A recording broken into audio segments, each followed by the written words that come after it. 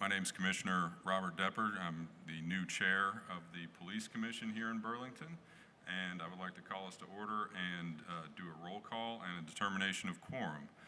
If I could have the commissioners, we'll go through. I'll start to my left on the screen.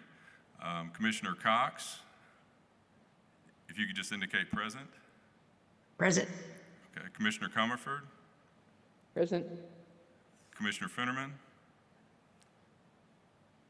Commissioner Oskey. And Commissioner O'Keefe, I'm sorry. And my name is Robert Deppard. Again, I'm the chair. And so that was our roll call. Are there any additions or modifications to the agenda? Hearing none, we'll move forward to a motion to adopt the previous meeting's minutes. I'll move to approve the minutes from the last meeting, which was when was it? February 25th. Okay. Do I hear a second? Second. All in favor? Aye. Aye. Aye. Those opposed? Hearing none, those minutes are adopted. At this time, the public is invited to address the commission. Is there anyone from the public who would like to speak? Anyone on Zoom who would like to speak? Okay. Nobody on Zoom. Okay, thank you. Hearing none and seeing that we are moving through this quite quickly, I did want to take just an opportunity to thank my fellow commissioners for the opportunity to serve as the chair. I am very honored to be able to assist you in the business that we will move forward on over the next however long that y'all allow me to do this. So that is, as I said, a great honor and a great privilege to be able to do that and serve my community in this way. I've talked to most of you off and on, had some coffees, had some teas. Commissioner Comerford, I have to apologize. I haven't hit up your phone yet, but that is definitely coming to sit down and have a chat just about, what y'all will expect from me and what your interests are. And I really look forward to having those conversations as we go forward. And as many of you know, and as I hope the community will see, I would really like to see our commission move forward in a very efficient and effective way to, really hopefully make government work for our fellow citizens. So again, thank you very much, and I'll just continue to move forward on this agenda. The next item is committee reports from all committees. So who would like to start? I guess I would ask Commissioner Oskey, do you have anything to say? No, we don't really have any official subcommittees. We have an unofficial subcommittee of complaints, and Commissioner Cox and I are on that, and we have nothing to report at this time. Okay, thank you very much. Now, there was and correct me if I'm wrong, again, it's my first time, so your tolerance is greatly appreciated. There was a Animal Control Committee meeting recently, was there not? I'm happy to give a quick report on that, unless you would like to, Commissioner Cox? No, you go ahead. You were the chair. The Animal Control Committee is it's not really a standing committee. It's a committee that we appoint as needed. So if there's another animal control issue that comes up, you're certainly welcome to serve on that committee. I will keep that in mind. We had a hearing last week. The Animal Control Committee met to hear about Moose the dog. And you may remember Moose the dog, some of you that have been around. This is our second hearing in a year on Moose the dog. And I think the committee heard from the dog owner, and we checked in with the neighbors, and we heard from the police department, and we should be getting a decision out in the next, maybe by the end of the week. We'll see. We're working with the city attorney's office on that. So I don't have anything more to say now, but a decision will be coming forthwith. And Commissioner Finneran was also on that committee. Okay, thank you very much, Commissioner Oskey. Commissioners Cox or Fennerman, anything to add to that? No? Okay. And so as I understand then, those are the only two committees that have any, ongoing business right now. Okay, thank you very much. So, Robert, Yeah, it's sort of a committee of one, and not really a committee at all, but more like a special project. Do you want to hear? yes, please, absolutely. So I was working with the folks at CCTV and a few of the police officers, in particular Joe Coro and Sergio, I can never say his last name, the recruitment officer, and then the civilian recruitment officer. And I met with the CCTV folks to discuss the possibility of police giving a series of talks to just address topics of their choosing, things that they are interested in. And it's a way, the goal is to just increase positive public exposure to police officers as human beings, things that they're interested in, and things that they're working on. And I think that they decided on, I had sort of ginned up a list of topics, and then there was also the list of topics from the, I don't know if it's still ongoing or recent Community Academy. So they had settled on those two lists to work from. And I don't think that they've started yet. I think it got delayed a bit by the new DC selection process, but I'm hoping that they get on that. I just think it would be a good way of having more community members be able to see what the police do, the things that will make them seem more a part of our community. Thank you. Thank you very much. Is that something that you could keep us updated on? Sure. I mean, I think I'll see them during the DC selection meetings that are coming up in the next couple weeks. And so I'll be chatting with them about it then, and then I'll report back. Okay, thank you very much. Okay, is there anything else from any of the commissioners on any of the committees or any special projects? No? Hearing none. We'll move on to committee changes. Does anybody have any committee changes they wish to report? Okay, thank you. Hearing none. The next item on the agenda is discussion of policy DD03, fair and impartial policing. I move to pass over this for now. Okay. Thank you, Commissioner Oskey. Is there a second? I will second that, actually, to table that. I do think it's important that we have a conversation about that, but to be quite frank, I would like to have a more prepared conversation, and I personally am not really prepared to go into depth on that. I did watch I was not here, obviously, last time. I did watch the video of the discussion from the last meeting, and I understand that there are, quite a few nuances and some, deeply held perspectives on that policy, and so I think it's important for us to both have the conversation and have a conversation of depth about that if we can. So I would ask that the commissioners, and I include myself in this, to put in some time over the next month to think about that, and the next meeting we have a more in-depth conversation if we can. Yes, Commissioner Oskey.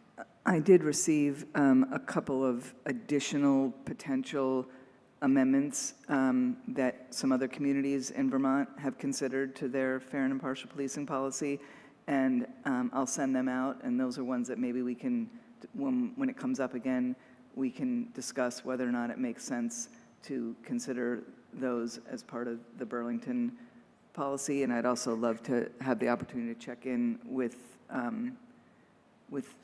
the new chief, acting chief, interim chief, I'm not sure what we're going to call you, about it as well. Okay, thank you very much. And it occurs to me that I had a motion and a second, but no vote. So outside of that discussion, I believe the motion is to table the matter until the next meeting. So all in favor, please say aye. Aye. Aye. Those opposed?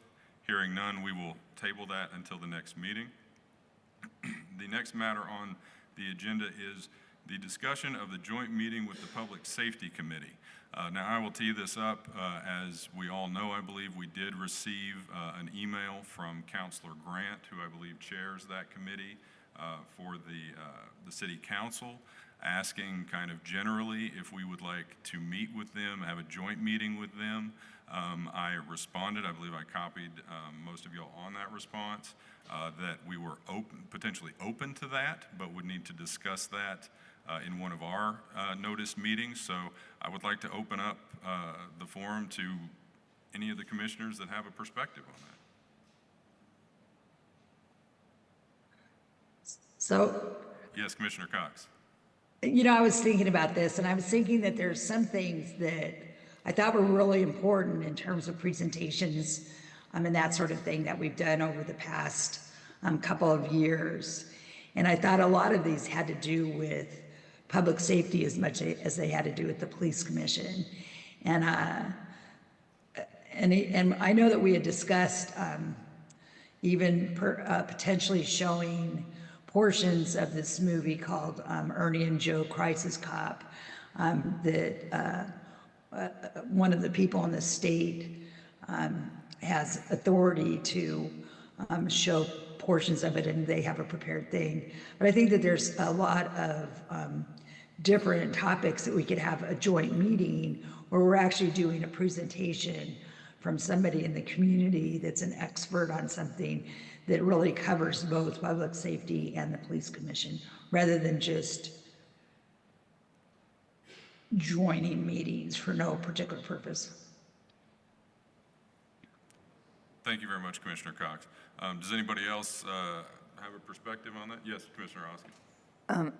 I think it would be, I'm all for more meetings, of course, but no, I think it would be helpful for us to check in with the Public Safety Committee, but similar to Commissioner Cox, I would like if the chair of each could work on an agenda so we had some clear reason for meetings, some clear goals and what we hope to accomplish. So we're not just meeting without some goal in mind. Thank you very much, Commissioner Oski. Does anybody else wish to weigh in? Yes, Commissioner Fenneman. Just to follow up on Commissioner Oski's point, do we know if there's a particular reason that the counselors want to meet with us? Is there a topic at hand? If there is a particular reason or a topic at hand, it has not been communicated that I have seen. Thank you, Commissioner Fenneman. Anyone else? I'm sorry, you're very small, Commissioner Comerford, but the chair recognizes Commissioner Comerford. Commissioner Comerford, you are still muted.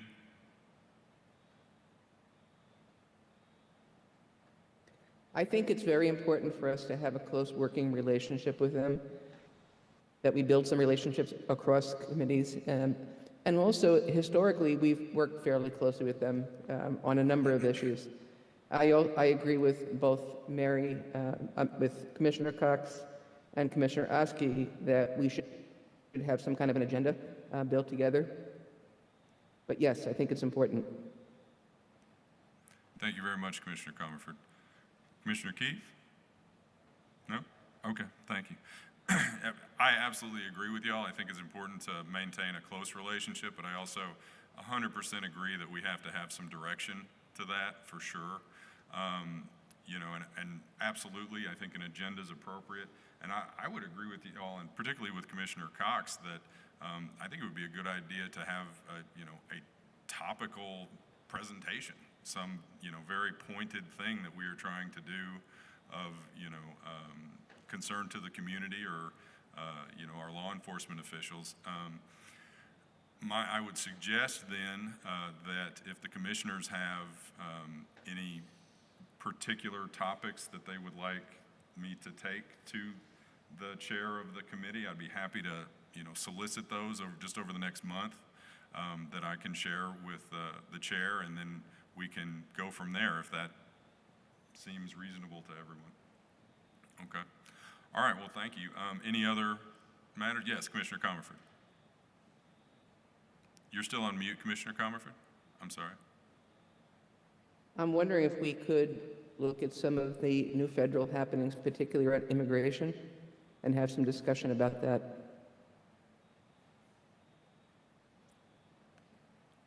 I think that's an excellent idea. I'll make a note right now.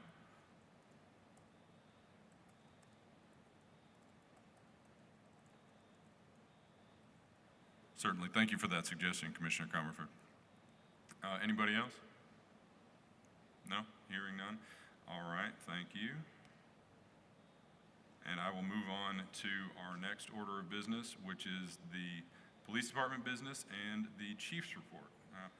Acting Chief Burke, you are, I believe, 24 hours in the acting role, and so I won't expect a full report from you. Certainly, there is a report attached to the agenda that anyone can peruse at their leisure. But Chief Burke, I will turn it over to you. It's a pleasure to meet you. Thank you for coming today. Thank you very much for having me here tonight. This opportunity, I serve as your interim police chief for the next 2 years. Thank you. And, I have been in the station for the last 2 days, so it's a little bit of learning what I once knew, but the organization is, starkly different than the one that I retired from in 2018. But I'm excited for what lies ahead in terms of challenges, and although our team is much smaller than the team I had left, it's also much more diverse in terms of the number of services that the police department provides through different now professional staff. And really, it intersects pretty nicely with what we see in terms of unmet social service needs in the community. And the police were once, for a long time, perversed in a lot of this work. And it was simply because we were accessible after hours and we were affordable. And now we're not so plentiful and we're much more expensive. So I think that there is, great efficiencies ahead in kind of a multidisciplinary team that approaches public safety in the city of Burlington. It's a trend that we've seen across the country. But we also need a good, strong foundation of a police department. And we look forward to, building on our recruitment model. Of course, we have the deputy chief process in process, not to beat up that word too much. But, and you'll see in the chief's report that he shared with you some of the examples of media that has been pushed on social media platforms in terms of short videos, kind of highlighting what it's like to be a dispatcher, what it's like to be a police officer, and the steps to the hiring process. So we'll look to expand on those efforts and look to, kind of rewrite the story of what it's like to be a police officer in the city of Burlington, the pride, the grit that comes with the job. But if you want to do, good city policing in the state of Vermont, this is the venue. A little bit about me, I won't bore you too much. I've spent the last 30 years in Vermont municipal law enforcement. I started in 1994 in Woodstock, Vermont, which is a very small community, had a very small police department. After 2 years there, in 1997, 2 and change, I came here to the city of Burlington and served as a police officer. I did 21 years, attaining the rank of deputy chief. I served all through the patrol division, all through detective services, retired deputy chief when I was hired as the police chief in the city of South Burlington, where I spent the last 6.5 years. So I've got nearly 28 years of experience here policing in Chittenden County. I've remained really progressive in my thought in how we need to evolve the profession, and I look forward to the challenges that lie ahead here in Burlington. Thank you. Thank you very much, Interim Chief, and if it's all right, I'll just call you Chief, just so I don't have to tack on interim every time. I'm fine with that. Okay, thank you. And you just mentioned that you remain progressive in your thought. Would you mind taking just a couple of minutes to kind of flesh that out? It's certainly so. Another chapter in my life, my father was a Poughkeepsie, New York police officer, so he served from the late 60s until about 1990. So policing's been part of my genetic makeup, essentially. So I've seen a lot of the evolutions over time. And when I first came on, when I first was inducted into policing, it was soon after the Rodney King incident in Los Angeles. And that was then a time where we didn't have access to the internet, we didn't have 24/7 cable news, and it was seen as an LA policing problem. And probably that should have been a moment for agencies to reflect across the country in policing practices. It wasn't. We went a long time until 2014. And we started to see other encounters between the police and the public that were not ideal and in fact were troublesome. Burlington PD at that time really stepped up, and that's where I think I began to shift my thought process, being a leader at that time and serving under that administration, and thinking about ways that we needed to approach situations a little differently. And it's become even more clear since 2014, given the events of 2020 with the murder of George Floyd and other events across the country, to include what we saw in Memphis, Tennessee, that this is work that needs to be done all the time. Not every police department is the same, but you have to do the work on the ground in your community, so at least you get that opportunity when someone sees a video that has gone viral, where they'll at least pick up the phone, call a police commissioner, call a police chief to say, hey, we saw this, it's troublesome. What's the Burlington police policy? What's the Burlington police approach? And at least give us the benefit of the doubt that we're doing it the right way, because we have definitely, over the decades that I spent here, invested greatly in some of the finest training. We've had some of the finest police officers that have attained all different ranks, some of which never attained any formal rank whatsoever, were just good civil servants and did this job the right way. But we need to, continue to build upon that trust. So when there is a bit of a crisis, there is a sense of a problem with public safety in the community, that we at least get the benefit of the doubt in that phone call to explain ourselves. Okay, great. Thank you very much. I appreciate that. Yes, Commissioner Oski. I'll repeat that I'm really thrilled to have you. And I'm wondering, based on your experience and the little bit of time you've spent here, 24 hours, but I'm sure as someone in Chittenden County, you've had your eye on Burlington. Are there trends in our data or in your experience that are troubling or that are encouraging as you move forward? Are there certain things that you feel like we're moving in the right direction, and other areas where you're really hoping to bring in some new ideas? Kind of what's the top 2 or 3 items that are on your to-tackle list? Sure. So being an interim police chief is a little bit different, and I've discussed this at length with the mayor, and I understand that we need to bring stability internally, do a good focus there. Our officers and professional staff have worked really hard, really long hours. We need to invest in their wellness so they can provide the best customer service to the people in the field. So that's going to be a large part of my work over the next I'm on day 2. So between day 3 and day 45, I hope to learn a lot about what it's like to be a Burlington police officer today, because that's much different than anything that I've ever experienced. I think that when you talk about data, I haven't had a chance to dive in, obviously, to the BPD data, but we know in Chittenden County and across the state of Vermont that our involvement with the mental health crisis is troubling in a number of ways. One, we're not exactly tooled to do that work. Burlington has a leg up given what we have internally on the team, given the relationship with street outreach, much like the community outreach team that supports the other subscribing 9 towns. But that work it manifests in a lot of different ways. We get called to people that are just acting in ways that are, not normal, but not criminal. They make people uncomfortable, maybe not necessarily unsafe. And, when we can use a less than clinician resource to respond in lieu of a police officer in those situations when it's safe, I think that's fantastic, but that's not always available to us. There's certain time limitations on those instances. The mental health crisis is also manifesting with behavior that escalates to that's criminal. And the criminal legal system definitely has its struggles in trying to, resource people that are service resistant. We see kind of a similar trend with those that are wrestling with substance use disorder. It takes people a number of different attempts at treatment in order to find success.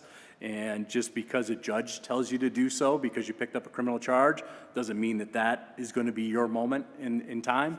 So I think when, as a community, we get a little focused on the people that are always prevalent in our data sets And that's really emblematic of the lack of resources that the system can bring to bear in order to correct that behavior. So I think that's troublesome because we don't control that as police officers, and much like we don't control outcomes in terms of justice. And that's why I remind cops all the time that our job is not justice, our job is public safety. We wade into these spaces, we make them safe, and try to restore order, and then we make referrals. And we all know from a state perspective what we see in the housing crisis, substance use disorder, and also mental health, that our systems they're just overwhelmed. And a lot is being left for the municipality to shoulder. And I think, Burlington is one of the cities that's really feeling the pressure of that. Thank you. Thank you very much, Chief, and I just want to express again, if I haven't, welcome. Okay, and I see that Commissioner Cox has her hand raised. Thank you. Chief, I was just wondering, there was two things that I've been thinking about. And one is that members of the commission have tried really hard to have a more collaborative working relationship with the police department. And I know that Chief Murad has valued that approach, as well as officers that I've interacted with. They seem to really value that. And I was just wanted to say that I hope that we can continue that collaborative approach. The other thing I was thinking about is that, for example, we have a directive that's on, essentially it's to do with crisis response, mental health crisis response. And I've discussed it it needs to be updated really badly. I've discussed it with Lieutenant Henry, and we're sort of working on it together conceptually, but we haven't gotten that far. And so that's one of the things we'd like to do. And my thinking is, I've just recently learned that Burlington Police Department uses ICAT as the training model on responding to most mental health crises. And I sort of had the opinion that I'd be really happy with that directive, essentially saying, just do what you learn how to do in ICAT, because that's what we want you to do. And I just, anyway, wanted to put those ideas out there and see what you thought. Thank you so much. I appreciate those reflections. In terms of collaboration, so, we only have the ability, the power to police because the residents of the city of Burlington afford us that power. So collaboration is just inherent to us. You cannot be a good police officer without the ability to communicate through any number of either, fickle issues or issues of common ground. But I welcome a collaboration with the police commission, and I look forward to working with this body during my time here. As it relates to the directive on dealing with those in a mental health crisis, I mean, really, the age of that directive shows how committed this police department has always been to trying to provide the best service to some of the most vulnerable in our community. It predates all of the work that we've seen nationally. ICAT is, it's an integrated communication assessment and tactics. It's a decision-making model that was, we have a number of trainers that are certified in it. The certification comes from the Police Executive Research Forum. That's really the base for all potential use of force decisions. And of course, we're always trying to de-escalate situations and resolve them at the lowest level possible. That's what we're trained to do.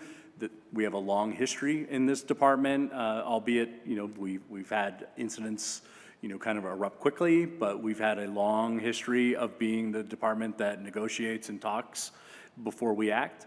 And that program that came online under Chief Del Pozo, ICAT, really kind of cemented that in the organization, and it remains some of that bedrock today. But we should probably look at that old directive in dealing with those with unmet or with a mental health crisis, and kind of compare that against, there's an appendix to the state use of force policy that deals directly with folks that are suffering in a crisis that the police are going to have to interact with, and how that relates with our use of force parameters. So perhaps a working group of the commission with Lieutenant Henry could kind of look at those two documents and see what one has that the other doesn't, and look to kind of bring those together in alignment. So I'd be happy to join that working group. So you can put me on the list if you like. I think that is a commission action, so we'll stand by. Okay, thank you. Yeah, I really don't know. I know nothing about any of that right now. So I'm not going to discourage any commissioners from engaging with the police department. The only thing, and I see your hand, Commissioner Comerford, I'll get right to you. The only thing, as my fellows have found out about me, the only thing I would ask is that we all stay in communication so we can make sure the public is aware of what is going on. So, yes, Commissioner Comerford. First, I'd like to welcome you also, Chief. I'm sure you've had some good social work coaching along the way in your profession. I'm really wanting to encourage you to visit all the minoritized communities around Burlington. We still have a lot of work to do in terms of helping the police department be better heard and understood, and also the various small communities we have be better understood. And I think it would do the world of good if we could find a way for you to visit maybe some of the elementary schools, invite all the families around the city so that they'd have an opportunity to meet you, ask you questions, and also you ask them questions as well. We really need to build those relationships. That's one thing we really haven't done a thorough job of. That's really necessary. There's still healing in this community that needs to happen, particularly around race issues, and we need to rebuild that trust. So I'm hoping that you can do that early on in your time here. Thank you so much. I appreciate that feedback as well. Sometimes with some of the more marginalized communities, what any police official needs is an introduction to help us build that relationship. So I'm open to chatting with anyone about either concerns that they have, questions they have about policing, whatever forum you think that we can convene to have a meaningful conversation with any group, neighborhood, I'm all in for. I'd be happy to help with that. Thank you.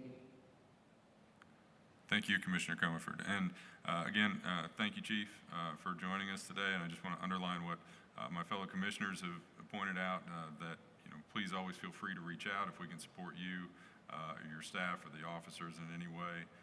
I feel sure that we will feel free to reach out to you to communicate and talk about how we can all move forward together in what is a challenging situation, I think, for the entire community. So thank you very much. Is there anything else that any of the commissioners would like to ask Chief Burke? No? Hearing none? All right, well, let's see. Oh, I did want to say, so I pointed out earlier that the report, the Chief's report put together by Chief Murad is online. Chief Murad is not with us tonight, but I did want to thank him for that report and thank him for his service and working with this commission for as long as he has. He has worked in a very challenging environment, and I appreciate all that work and all the updates he has given to the commission over a period of time much longer than I have been here. So thank you very much, Chief Murad, for that. I did want to point out one particular thing because we are in March. We are in Women's History Month. There is a specific update with regard to Women's History Month. And I did want to recognize Commissioner Fennerman. I believe that she was going to help us highlight that. Thank you, Chair. This is on page 3 of the Chief's report. Nationally, 13.8% of police officers are women. The BPD is doing a bit better. 20.6% of our current sworn officers are women.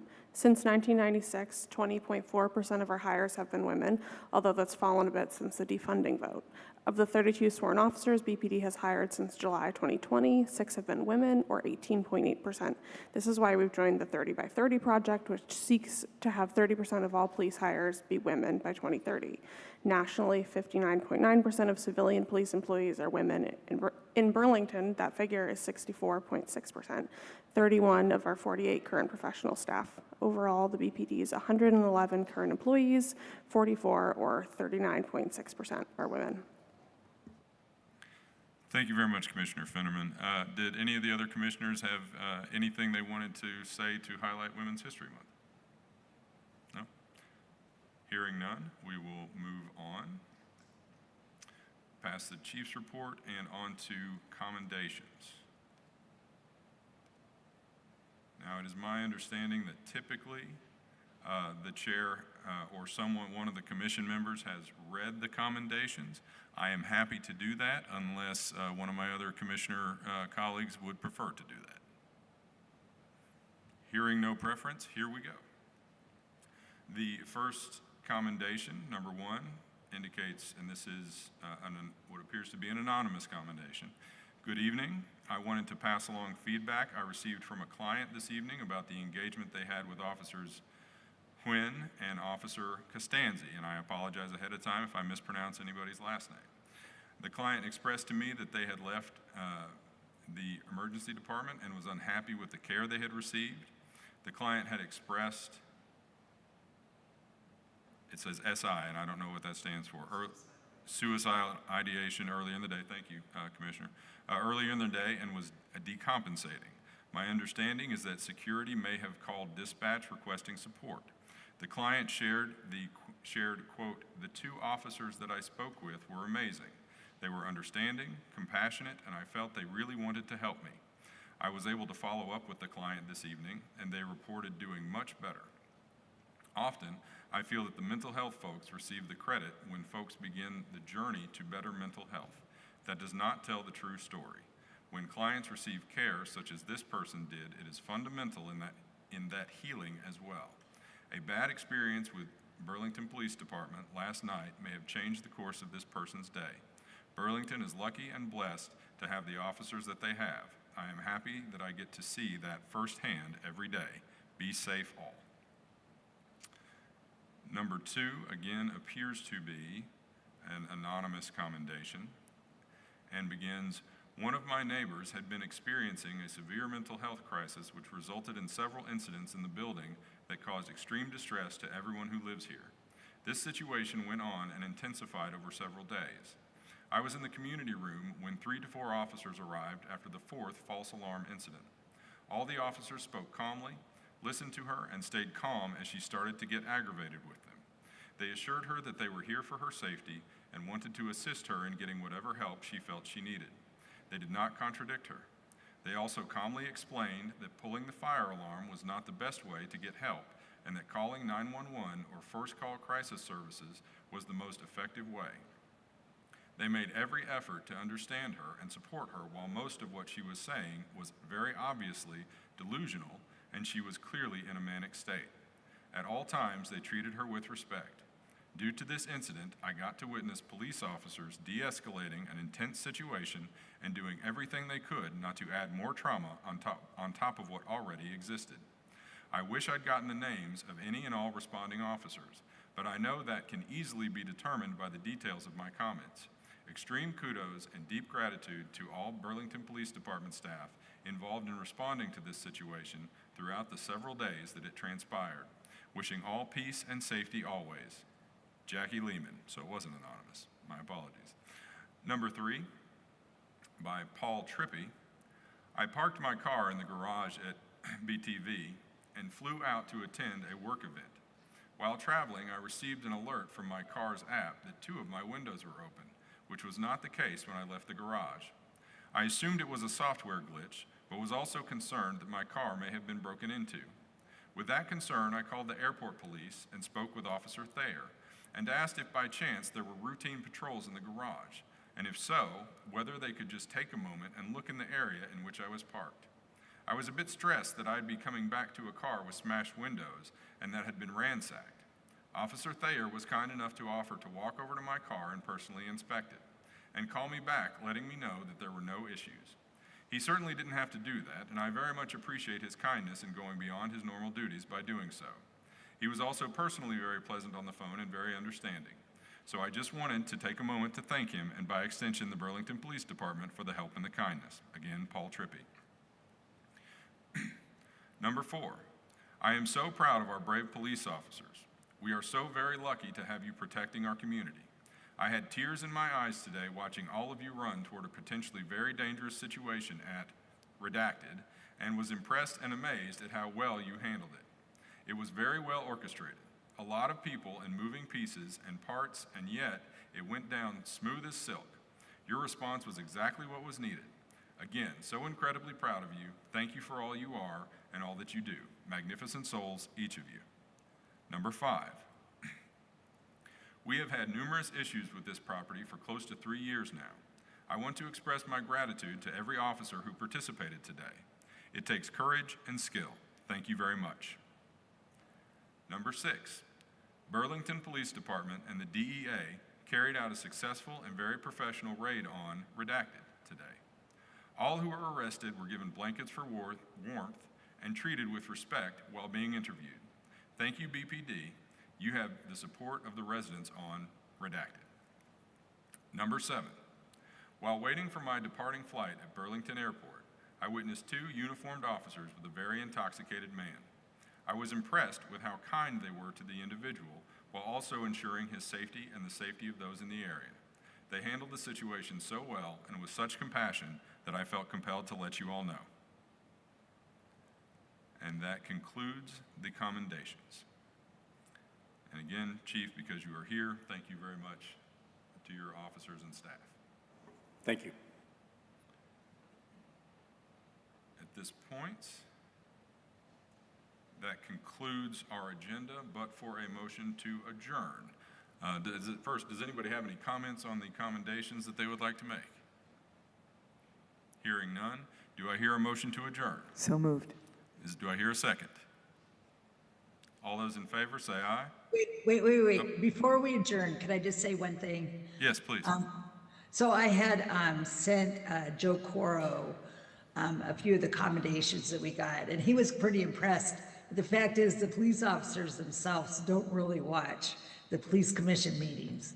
I don't know why, it's so exciting. But his suggestion was, is there a way that the chair of the commission or one of the commissioners could come to the police roll call and read the commendations to the officers during roll call so that they would have a more personal presentation of the remarks. So I just wanted to put it out there as something maybe hopefully we could talk about. Well, thank you for that suggestion, Commissioner Cox. Chief, do you have any perspective on that? No, I do think the officers would enjoy that, and roll call is held 3 times a day, 365 days a year. So there'll be ample opportunity if the commission wants to take this on. Is there a particular roll call that is more convenient for your staff than others? We could help identify perhaps who the combinations were for and what shift they're on or what unit they're working, and try to align the timing in that regard. Do you have access to those commendations, Chief? I don't know.